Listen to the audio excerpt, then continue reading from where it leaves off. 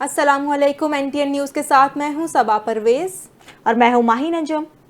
Bulletin का आगाज करें और आपको बताएं कि गुल प्लाजा में फायर ब्रिगेड और रेस्क्यू एहलकारों की कार्रवाइयां जारी हैं।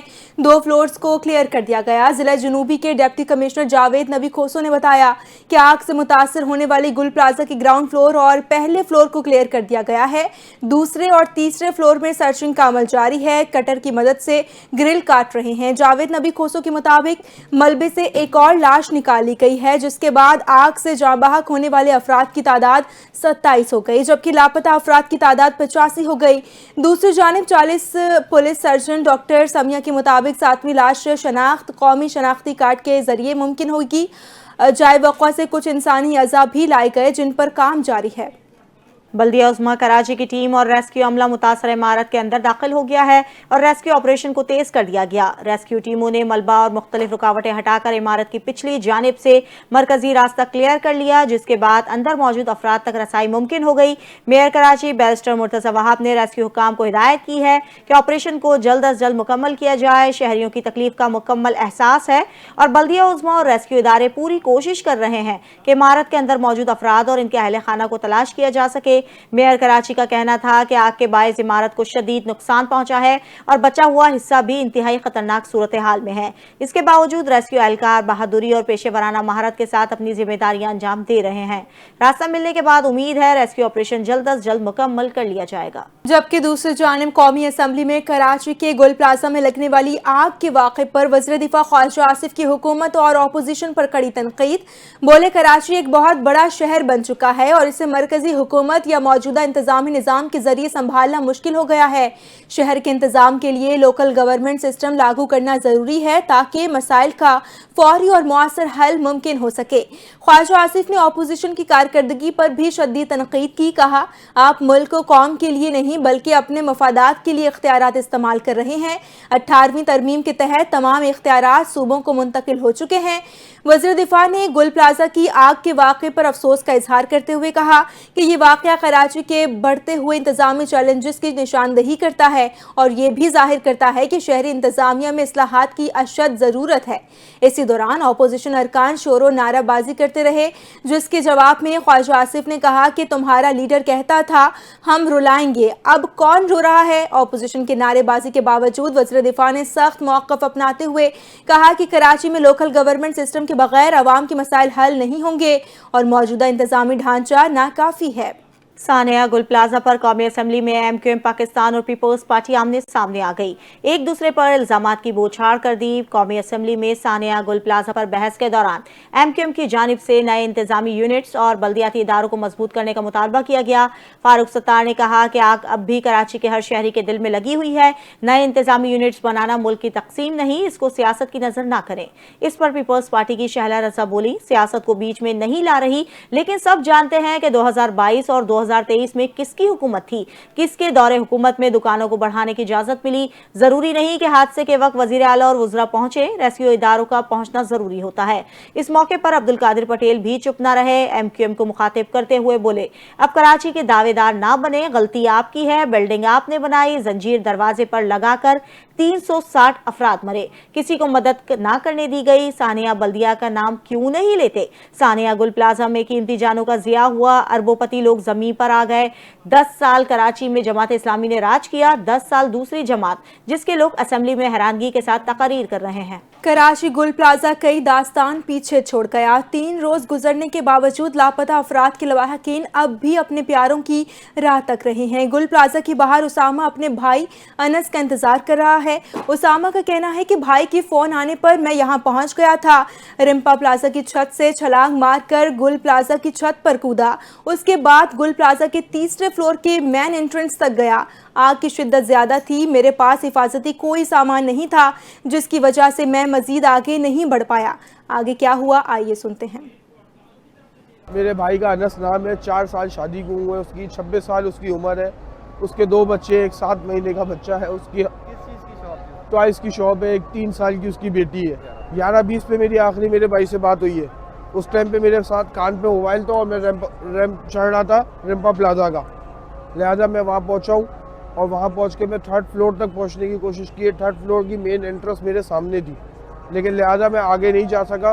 میرے پاس کوئی حفاظی سامان نہیں تھا اور مجھے جو ہے وہاں پہ میری طبیعت خراب ہونے لگی، تو اس بہاف پہ پھر میں نیچے آیا دوبارہ. میں نے آن کے ریسکیو والوں سے مدد مانگی. کسی کے پاس کوئی ماسک نہیں. بہت کوشش کی کسی کو اپنے ساتھ اوپر لے کے جاؤں، میرے بھائی کو بچا لے، کیونکہ میرا بھائی بول رہا ہے میں ریمپ سے بہت قریب ہوں، پہلا بھائی میں اپنے بھائی کو بچا لوں. لیکن کوئی میرے ساتھ نہیں گیا، کوئی ماسک مجھے نہیں دیا گیا. اس کے بار بار فون آ رہے تھے بھائی ہمارا دم گھٹ رہا ہے، یہاں پہ ہم سے یہاں سے نہیں نکلا جا رہا، اندھیرا ہے، دھواں ہے، ہم نہیں نکل پا رہے. کراچی کے گل پلازا میں آگ سے مسجد کو کوئی نقصان نہیں پہنچا، قرآن پاک بھی محفوظ ملے. ریسکیو حکام کے مطابق گل پلازا کے پہلے فلور پر قائم مسجد کلیئر کر دی گئی. پہلے فلور پر مسجد میں کوئی شخص نہیں ملا. ریسکیو کے مطابق مسجد کے ریک میں موجود قرآن پاک کے تمام نسخے محفوظ رہے اور ایک بھی قرآن مجید نیچے نہیں گرا. مسجد میں بچھائی گئی دریاں اور دیگر مذہبی سامان بھی اپنی حالت میں موجود پایا گیا. کراچی میں گل پلازا میں خوفناک آگ لگنے کے واقعے کے بعد کوئٹہ کے 4 منزلہ اچکزئی پلازا میں آتش زدگی کا واقعہ پیش آ گیا. فائر بریگیڈ حکام کے مطابق پرنس روڈ پر واقع پلازا میں لگنے والی آگ پر چند گھنٹوں کے بعد قابو پا لیا گیا. چیف فائر آفیسر کے مطابق فائر بریگیڈ کی 3 گاڑیوں نے آگ بجھانے کے عمل میں حصہ لیا. آگ لگنے کے باعث عمارت میں کرنٹ پھیل گیا، جبکہ قریبی لگا ہوا ٹرانسفارمر بھی متاثر ہوا، جس پر کیسکو حکام نے حفاظتی اقدامات کے تحت علاقے کی بجلی بند کر دی. چیف فائر آفیسر کے مطابق آگ شارٹ سرکٹ کی وجہ سے لگی. پلازا میں برتن اور جوتوں کی دکانیں قائم ہیں، جبکہ اس کے قریب لیپ ٹاپ کی مارکیٹ بھی موجود ہے.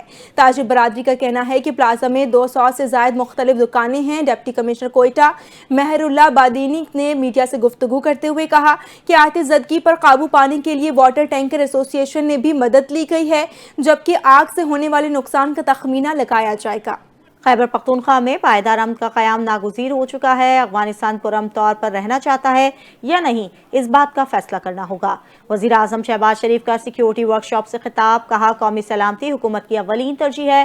داخلی و خارجی سیکیورٹی چیلنجز سے نمٹنے کے لیے جامع حکمت عملی اپنائی جا رہی ہے اور دہشت گردی کے ناسور کو جڑ سے ختم کرنے کے لیے ریاست پرعزم ہے. وزیر اعظم نے کہا کہ ملک کی ترقی تبھی ممکن ہے جب تمام صوبے ترقی کریں. اس حوالے سے بلوچستان کو 100 ارب روپے دیے گئے ہیں، جبکہ صوبے میں سولر ٹیوب ویلز کے لیے 40 ارب روپے مختص کیے گئے ہیں. انہوں نے کہا کہ فیلڈ مارشل کی قیادت میں بھارت کے خلاف جنگ میں کامیابی حاصل ہوئی. بھارت کے 7 جہاز مار گرائے گئے اور پاکستان کا سبز پاسپورٹ دنیا میں عزت کی نگاہ سے دیکھا جاتا ہے. اور وزیر اعظم محمد شہباز شریف ورلڈ اکنامک فورم کی سالانہ کانفرنس 2026 میں شرکت کے لیے سوئٹزرلینڈ روانہ ہو گئے ہیں. شہباز شریف 19 سے 23 جنوری 2026 تک ورلڈ اکنامک فورم کی سالانہ کانفرنس 2026 میں شرکت کے لیے ڈائیووس سوئٹزرلینڈ کا سرکاری دورہ کر رہے ہیں. وزیر اعظم کے ہمراہ نائب وزیر اعظم اسحاق ڈار، وزیر اطلاعات عطا طاہر، معاون خصوصی طارق فاطمی اور دیگر سینئر حکام شامل ہیں. وزیر اعظم کی دورے کے دوران اہم سفارتی اور اقتصادی مصروفیات ہوں گی. وہ مختلف سربراہان مملکت اور حکومت اور بین الاقوامی تنظیموں کے قائدین سے 2 طرفہ ملاقاتیں کریں گے. دورے کا ایک اہم حصہ بزنس راؤنڈ ٹیبل ہے. Chief of army staff field marshal Asim Munir کا نیشنل پولیس اکیڈمی اسلام آباد کا دورہ، جہاں ان کا پرتپاک استقبال کیا گیا. فیلڈ مارشل عاصم منیر کو پولیس کے چاقو چوبند دستے نے گارڈ آف آنر پیش کیا. دورے کے دوران انہوں نے پولیس سروس آف پاکستان کے افسران سے ملاقات کی اور پولیس شہداء کی یادگار پر پھول رکھ کر فاتحہ خوانی کی. فیلڈ مارشل نے پولیس کی قربانیوں کو سراہتے ہوئے کہا کہ امن و امان کا قیام پولیس کی مقدس ذمہ داری ہے اور مسلح فوج ہمیشہ بہادر اور باوقار پولیس کے شانہ بشانہ کھڑی ہے. انہوں نے کہا کہ مضبوط، پیشے ور اور عوام دوست پولیس فورس داخلی سلامتی کے لیے ناگزیر ہے اور جدید پولیسنگ اور عوام اعتماد کا فروغ وقت کی اہم ضرورت ہے. صوبے میں جو کچھ ہو رہا ہے اس میں صوبائی حکومت مکمل طور پر آن بورڈ ہے. 14 سال سے ایک ہی جماعت کی حکومت خیبر پختونخوا میں برسر اقتدار ہے. مسلم لیگ نون کے رہنما طلال چودھری نے خیبر پختونخوا میں سیکیورٹی اور دہشت گردی کے مسائل پر شدید تنقید کی. انہوں نے کہا کہ پی ٹی آئی کے دور حکومت میں نیشنل ایکشن پلان 2 تیار ہوا تھا، جس پر تمام سیاسی جماعتیں متفق ہوئیں اور اس کے تحت روزانہ کی بنیاد پر انٹیلیجنس بیسڈ آپریشن کیے جا رہے ہیں. طلال چودھری نے واضح کیا کہ دہشت گردوں سے کوئی ہمدردی نہیں ہو سکتی اور ان کے خلاف کارروائی ضروری ہے. طلال چودھری نے صوبائی حکومت کی ناکامی کو بھی تنقید کا نشانہ بنایا. کہا کہ پی ٹی آئی کی پالیسیاں اور صوبائی حکومت کی نالائقی کی وجہ سے خیبر پختونخوا میں صورتحال خراب ہے. حکومت پر الزام لگایا وہ سیاسی کارڈ کھیلتی ہے اور عوامی تحفظ کے معاملات پر سنجیدگی سے توجہ نہیں دے رہی، جبکہ دہشت گردی کے خاتمے کے لیے مکمل اقدامات کی ضرورت ہے. سینٹ میں اپوزیشن لیڈر کی نشست خالی ہونے کے بعد علامہ راجہ ناصر عباس کو اپوزیشن لیڈر مقرر کر دیا گیا۔ یہ نشست شبلی فراز کی نااہلی کے بعد خالی ہوئی تھی۔ چیئرمین سینٹ نے علامہ راجہ ناصر عباس کو اپوزیشن لیڈر مقرر کرنے کا نوٹیفیکیشن جاری کر دیا۔ سینٹ ہاؤس میں چیئرمین سینٹ نے اس کا اعلان کیا۔ وفاقی وزیر قانون اعظم نذیر تار نے کہا کہ یہ سینٹ کی روایت ہے، اپوزیشن لیڈر کے انتخاب کا باقاعدہ اعلان چیئرمین سینٹ کے ذریعے کیے جائے۔ علامہ راجہ ناصر عباس کی یہ تقرری اپوزیشن کے لیے اہم ہے کیونکہ وہ سینٹ میں اپوزیشن کی قیادت اور حکومتی پالیسیوں پر تنقید کے لیے ذمہ دار ہوں گے۔ پنجاب میں ترقیاتی منصوبوں پر اربوں روپے خرچ کیے جا رہے ہیں۔ ہر منصوبے میں بیوٹیفیکیشن پلان لازمی ہونا چاہیے۔ ترقیاتی منصوبوں میں گرین بیلٹس کا تحفظ یقینی بنایا جائے۔ وزیر اعلیٰ پنجاب مریم نواز کا ترقیاتی منصوبوں کی پیش رفت اجلاس میں کمشنرز اور ڈپٹی کمشنر سے خطاب کرتے ہوئے کہنا تھا کہ شہروں میں اسٹریٹ لائٹس کی تنصیب یقینی بنائی جائے۔ منصوبوں کے ساتھ ساتھ فٹ پاتھ کی بروقت تعمیر کی جائے۔ کسی بھی محکمے کو منصوبے کی تکمیل کے بعد سڑک کھودنے نہیں دیں گے۔ مریم نواز نے کہا کہ مین ہول ایک ہی سٹینڈرڈ کے ہونے چاہیے۔ پلاسٹک کے مین ہول چوری نہیں ہو سکتے۔ مین ہولز کا لیول سڑک کے برابر ہونا چاہیے۔ منصوبوں کے اطراف جاگنگ ٹریک اور اوپن ایئر جم بنائے جائیں۔ بلڈنگز میں فائر سیفٹی سسٹم کی مکمل جانچ پڑتال کی جائے۔ شارٹ سرکٹ سے بچنے کے لیے اوپن ایئر وائرنگ سے بچا جائے۔ لوگوں کے لیے واکنگ ٹریکس بنائیں۔ ترقیاتی منصوبوں کی بروقت تکمیل کو یقینی بنایا جائے۔ امیر جماعت اسلامی حافظ نعیم الرحمان نے کہا ہے کہ پنجاب کے نئے بلدیاتی قانون پر عوام کی رائے سامنے آنا شروع ہو گئی۔ شدید سردی کے باوجود عوام کی بڑی تعداد نے جماعت اسلامی کے منعقد ریفرنڈم میں حصہ لیا اور اب تک سامنے آنے والے نتائج کے مطابق 99.7% عوام نے بلدیاتی قانون کو مسترد کر دیا۔ حافظ نعیم الرحمان نے پنجاب حکومت کو خبردار کرتے ہوئے کہا کہ حکومت کو 15 فروری تک مہلت دی جا رہی ہے کہ وہ یہ کالا قانون واپس لیں۔ اس دوران بلدیاتی قانون کے خلاف عوامی آگاہی مہم جاری رہے گی۔ جماعت اسلامی نے بلدیاتی قانون کو عدالت میں بھی چیلنج کیا۔ اگر 15 فروری تک قانون واپس نہ لیا گیا تو پنجاب اسمبلی کے گھیراؤ کا اعلان کیا جائے گا۔ کراچی کے حوالے سے گفتگو کرتے ہوئے حافظ نعیم الرحمان نے گل پلازا کی آتش زدگی کو سندھ حکومت اور کراچی کی بلدیاتی حکومت کی مکمل ناکامی قرار دے دیا۔ انہوں نے اعلان کیا کہ 1 فروری کو کراچی کے مسائل اور مسلط حکمرانوں کے خلاف ملین مارچ کیا جائے۔ وفاق کی دارالحکومت میں بلدیاتی انتخابات کے شیڈول کو واپس لینے کے حوالے سے الیکشن کمیشن کے نوٹیفیکیشن کو جماعت اسلامی نے چیلنج کر دیا۔ اسلام آباد ہائی کورٹ کے جسٹس محمد اعظم خان نے جماعت اسلامی کی درخواست پر سماعت کرتے ہوئے الیکشن کمیشن کو نوٹس جاری کیا اور 27 جنوری تک جواب طلب کر لیا۔ درخواست میں جماعت اسلامی کے اسلام آباد کے امیر نصر اللہ رندھاوا نے اپنے وکیل چودھری شعیب احمد کے ہمراہ عدالت میں پیش ہو کر موقف اختیار کیا کہ 2015 میں ہونے والے بلدیاتی انتخابات کی مدت 5 سال بعد ختم ہو گئی تھی اور قانون کے مطابق مدت ختم ہونے کے بعد 120 دن کے اندر نئے انتخابات ہونے چاہیے۔ درخواست گزار نے استدعا کی کہ الیکشن کمیشن کا نوٹیفیکیشن جس میں بلدیاتی انتخابات کا شیڈول واپس لیا گیا ہے اس کو کالعدم قرار دیا جائے اور فوری طور پر نئے بلدیاتی انتخابات کرائے جائیں۔ ڈسٹرکٹ اینڈ سیشن عدالت نے علی امین گنڈاپور کے ناقابل ضمانت وارنٹ گرفتاری جاری کر دیے۔ ڈسٹرکٹ اینڈ سیشن کورٹ اسلام آباد میں ایڈیشنل ڈسٹرکٹ اینڈ سیشن جج نصر من اللہ نے سابق وزیر اعلیٰ KPK کے علی امین گنڈاپور کے خلاف آڈیو لیک کیس پر سماعت کی۔ عدالت نے علی امین گنڈاپور کو اشتہاری قرار دینے کی کارروائی شروع کرتے ہوئے سابق وزیر اعلیٰ کو گرفتار کر کے پیش کرنے کا حکم دے دیا۔ علی امین گنڈاپور کے ساتھ نامزد شریک ملزم عدالت میں پیش ہو گیا، تاہم علی امین گنڈاپور کی عدم دستیابی کے باعث فرد جرم کی کارروائی مؤخر کر دی گئی۔ عدالت نے کیس کی مزید سماعت 21 فروری تک ملتوی کر دی۔ علی امین گنڈاپور کے خلاف تھانہ کولڑا میں مقدمہ درج ہے۔ نیب اسلام آباد راولپنڈی نے بینکرز سٹی ہاؤسنگ سوسائٹی کے متاثرین کو 1.2 ارب روپے کی واپسی کا عمل شروع کر دیا ہے، جو 20 سال بعد انصاف کی فراہمی کی بڑی مثال قرار دی جا رہی ہے۔ اس سلسلے میں نیب ہیڈ کوارٹرز میں رقم واپسی کی تقریب منعقد ہوئی، جس کی صدارت chairman NAB lieutenant general retired Nazir Ahmed نے کی۔ تقریب کے دوران پہلے مرحلے میں 476 متاثرین کو 341 ملین روپے کے پے آرڈرز اور آن لائن ٹرانزیکشن کے ذریعے رقم منتقل کی گئی۔ نیب حکام کے مطابق مجموعی طور پر 2200 متاثرین میں 1209 ملین روپے تقسیم کیے جائیں گے۔ نیب نے اس کیس میں متاثرین کو ان کی اصل سرمایہ کاری سے 2.5 گنا زیادہ رقم واپس کی ہے۔ چیئرمین نیب نے کہا کہ 2006 سے التوا کا شکار یہ کیس ایک मुर्दा केस बन चुका था, जिसे नैब टीम की मुसलसल मेहनत से मंतकी अंजाम तक पहुंचाया गया। नैब के मुताबिक जाली दस्तावेजात और फर्जी अलॉटमेंट्स के जरिए सैकड़ों शहरियों को लूटा गया था। वक्त आ गया है तख्लीकारों की सलाहियतों को सराहा जाए। वज़ीर इत्तलात अतातार का Pakistan federal union of columnist और क्रिएटर्स की तकरीब हल्फ बर्दारी से खिताब सहाफ़त के माशरे की तश्कील में अहम किरदार को उजागर किया। कहा सहाफ़ियों ने अपने कलम के जरिए हमेशा माशरती इस्लाह में किरदार अदा किया है। अखबारात से इलेक्ट्रॉनिक मीडिया तक सहाफ़त के इर्तिका का अमल अहसन अंदाज में अंजाम पाया। उन्होंने कहा कि सियासत में आने से पहले उन्होंने CM सेक्रेटरीट में काम किया ताकि गवर्नेंस के अमल को बेहतर तौर पर समझा जा सके। वज़ीर इत्तलात ने यह भी कहा कि तनकीद बराए इस्लाह पर यकीन रखते हैं। और अब आपको बताएं कि पाकिस्तान और इस्लामी तरक्याती बैंक के दरमियान $603 मिलियन मालियत के 3 अहम कर्ज मुआहदों पर दस्तखत किए गए। ये मुआहदे वज़ीर इक़्तिसादी उमूर अहद खान चीमा और इस्लामी तरक्याती बैंक के नायब सदर डॉक्टर रामी अहमद के दरमियान मुलाकात के बाद तय पाए। मुआहदों पर इस्लामी तरक्याती बैंक के नायब सदर डॉक्टर रामी अहमद और इक़्तिसादी उमूर डिवीज़न के सेक्रेटरी मोहम्मद हुमैर करीम ने दस्तखत किए। इस्लामी तरक्याती बैंक M6 सक्खरता हैदराबाद मोटरवे मंसूबे के लिए $475 मिलियन की माली मुआवनत फराहम करेगा, जो मुजव्वज़ा पेशावर तक कराची मोटरवे का एक अहम हिस्सा है। इसके अलावा पाकिस्तान और इस्लामी तरक्याती बैंक के दरमियान इंतहाई गरीब और सैलाब से मुतासरा खानदानों को गुर्बत से निकालने के प्रोग्राम का भी मुआहिदा तय पाया है। तख़फ़ीफ़े गुर्बत प्रोग्राम की मजमूई लागत $134.2 मिलियन है, जिसमें से इस्लामी तरक्याती बैंक $118.4 मिलियन फराहम करेगा।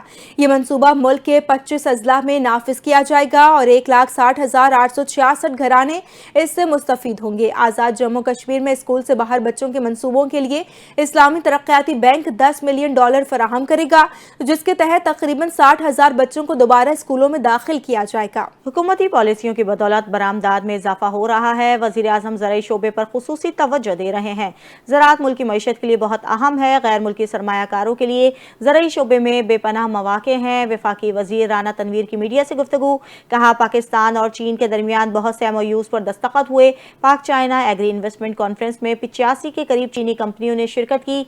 ज़राई शोबे में चीन के तजुर्बात से इस्तिफादा करेंगे। वफाकी वज़ीर का मजीद कहना था कि मुल्क की मईशत दुरुस्त सिमत पर गामजन है। बैरूनी सरमायाकारों का एतमाद बहाल हुआ है। पाकिस्तान पीपल्स पार्टी के सेक्रेटरी जनरल मोहम्मद हुमायूं खान ने आज़ाद कश्मीर में जलसे से खिताब करते हुए कहा कि कश्मीरी अवाम की मुनसिफाना जद्दोजहद की हर सतह पर सियासी, अखलाकी और सिफारती हिमायत जारी रखी जाएगी। जलसे में वज़ीर आज़म आज़ाद कश्मीर फैसल मुमताज़ राठौर, साबिक वज़ीर आज़म चौधरी यासीन और पार्टी की मरकजी और इलाकाई क़यादत बड़ी तादाद में मौजूद थी। हुमायूं खान ने पार्टी कारकुनान को पार्टी की असल ताकत करार देते हुए कहा कि आज़ाद कश्मीर में पीपल्स पार्टी को मजीद मुस्तहकम, मुनज़्ज़म और फ़आल सियासी क़ुव्वत बनाने के लिए कारकुनान और ओहदेदारान कलीदी किरदार अदा करें। उन्होंने अवामी राबता मुहिम को मौसर बनाने और पीपल्स पार्टी का पैगाम घर घर पहुँचाने पर जोर दिया। वज़ीर आला सिंध मुराद अली शाह ने वर्ल्ड बैंक के रीजनल नायब सदर उस्मान देवान से अहम मुलाकात की, जिसमें सिंध में पानी, सेहत और समाजी तहफ़्फ़ुज़ के जारी मुजव्वज़ा मंसूबों पर तफसीली तबादला ख्याल किया गया।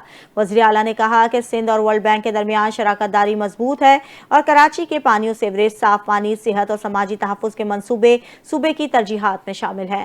मुलाकात में Karachi water and sewerage services improvement project phase 1 को 2026 में मुकम्मल करने, K4 ऑगमेंटेशन, देही इलाकों में साफ पानी और सफाई, असिस्टिंग के खात्मे और माँ और बच्चा सपोर्ट प्रोग्राम पर पेशरफ्त का जायजा लिया गया। दोनों फरीकैन ने मंसूबों की रफ्तार तेज करने, हतमी टाइमलाइंस मुकर्रर करने और वफाकी और सूबाई हम आहंगी बेहतर बनाने पर इत्तेफाक किया। दूसरी जानिब वज़ीर आला बलोचिस्तान सरफराज बुगटी की ज़ेर सदारत सूबाई काबीना का इजलास हुआ है, जिसमें सूबे के अहम फैसले किए गए। इजलास में मिसिंग पर्सनस के मसले को मुस्तकिल बुनियादों पर हल करने का फैसला किया गया। Balochistan centre of excellence on countering violent extremism rules 2025 की मंजूरी भी दी गई। वज़ीर आला सरफराज बुगटी ने कहा कि मुख्तलिफ लोग मिसिंग पर्सनस के मसले पर सियासत करते हैं, लेकिन हुकूमत ने मुस्तकिल बुनियादों पर इस प्रोपेगेंडे को दफन कर दिया है। मुश्तबा अफराद से मजाज पुलिस अफसर की निगरानी में तफ्तीश होगी और उनके फैमिली मेंबर्स को मुलाकात की इजाज़त होगी। इसी इजलास में बलोचिस्तान और टेनिस प्रोटेक्शन तरमीमी बिल 2025 की मंजूरी भी दी गई। वज़ीर आला ने कहा कि गुड गवर्नेंस मौसर कवानीन के नवाज से ही मुमकिन है और सरकारी सतह पर मुकदमात की पैरवी मजबूत बुनियादों पर होगी। بلوچستان میں بھارتی پشت پناہی سے سرگرم کالعدم دہشت گرد تنظیم یافتہ فتنہ الہندوستان کے مکروہ عزائم ایک بار پھر بے نقاب ہو گئے۔ سوشل میڈیا پر وائرل ویڈیو میں آواران میں ہلاک دہشت گرد سخی بخش کی والدہ کی دردناک انکشافات نے دہشت گرد تنظیموں کی سفاک حقیقت عیاں کر دی۔ خیاری ماں نے بتایا کہ سخی بنگش کے والد شوگر اور بلڈ پریشر کے مریض ہیں اور انہوں نے انتہائی غربت کے باوجود بیٹے کو تعلیم دلوائی تاکہ وہ اپنے چھوٹے بہن بھائیوں کا سہارا بن سکے۔ والدہ کے مطابق گمراہ کن عناصر نے اس کے بیٹے کو دہشت گردی کے راستے پر ڈال کر پورے خاندان کو درد اور تکلیف میں مبتلا کر دیا۔ ماہرین کا کہنا ہے کہ سخی بخش کی والدہ کا بیان اس بات کا واضح ثبوت ہے کہ کالعدم فتنہ الہندوستان اور دیگر دہشت گرد تنظیمیں محرومی اور مظلومیت کا جھوٹا بیانیہ بنا کر نوجوانوں کو ورغلا کر بندوق اٹھانے پر مجبور کرتی ہیں۔ ان تنظیموں کا اصل مقصد بلوچ ماؤں کی گودے اجاڑنا اور نوجوان نسل کا مستقبل تباہ کرنا ہے۔ سعودی عرب کے شہر الجوف میں نئے انٹرنیشنل ایئرپورٹ کا باقاعدہ افتتاح کر دیا گیا ہے۔ گورنر الجوف شہزادہ فیصل بن نواف بن عبدالعزیز نے نئے ایئرپورٹ کا افتتاح کیا اور ایئرپورٹ کے توسیعی حصے کا معائنہ بھی کیا۔ اس موقع پر سول ایویشن اتھارٹی کے سربراہ نے ایئرپورٹ پر فراہم کی جانے والی جدید سہولتوں پر بریفنگ دی۔ نئے ایئرپورٹ کا ٹرمینل 24,000 مربع میٹر پر محیط ہے، جس میں 16 ٹریول کاؤنٹرز، 11 ٹریول گیٹس اور امیگریشن کی 5 کاؤنٹرز قائم کیے گئے ہیں۔ حکام کے مطابق الجوف کا نیا ایئرپورٹ آپریشنل ٹیسٹ مکمل ہونے کے بعد آئندہ ماہ فروری سے تجرباتی بنیادوں پر کام شروع کر دیا جائے گا۔ تقریب کے دوران ایئرپورٹ سے متعلق ایک دستاویزی فلم بھی پیش کی گئی۔ نیا الجوف انٹرنیشنل ایئرپورٹ سالانہ 10 لاکھ مسافروں کو سہولت فراہم کرنے کی صلاحیت رکھتا ہے، جس سے ریجن کے شہریوں اور غیر ملکی مسافروں کو بڑی سہولت حاصل ہوگی۔ پاکستان فٹ بال فیڈریشن نے شاہد کھوکھر کو چیف آپریٹنگ آفیسر مقرر کر دیا۔